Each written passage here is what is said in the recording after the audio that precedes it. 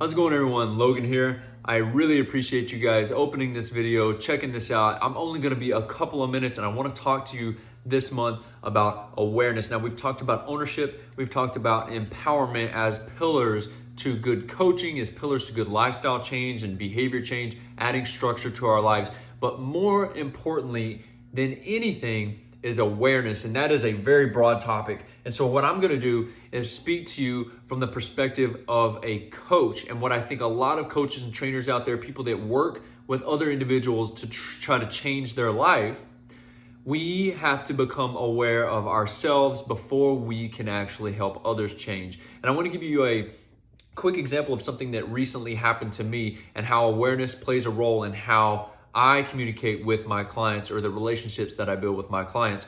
Awareness, at the end of the day, comes down to being able to be mindful in the moment, or at least at some point in time, take a step back and look at how you're responding to a particular situation. I had an instance where a client of mine posted something online on social media that I didn't agree with. It was outside of the structure and the boundaries that we had talked about for this individual to reach their particular health goals. They posted something that was counter to what those health goals actually are. And my immediate reaction was to get frustrated, to get disappointed, and so much so that I went to bed frustrated. I woke up the next morning, it was the first thing that was on my mind. And I had to step back because at that moment, I said to myself, why are you waking up in the morning frustrated at the actions of another person, right? I had obviously invested a lot of emotional time and energy into this person. But more so than that, the problem wasn't that they had posted something that I didn't agree with that kind of was counter to what we had been working on. The problem was me and my reaction to that because I didn't have all the information and I made assumptions.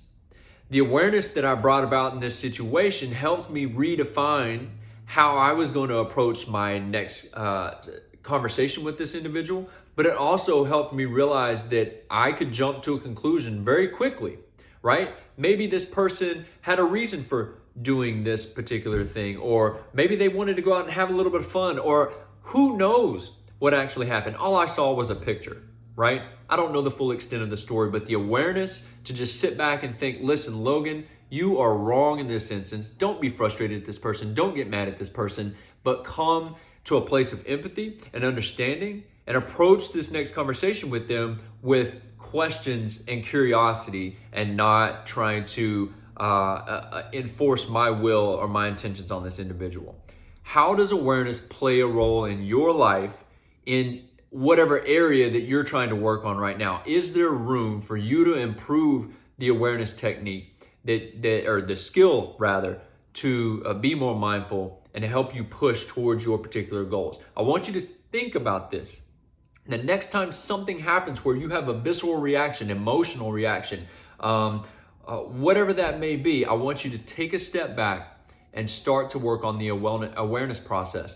This is extremely crucial, and I know this video doesn't really go into extreme depth, so I'm gonna harp on this a little bit more before we move on to other topics. I hope to hear from you guys. Thanks for watching.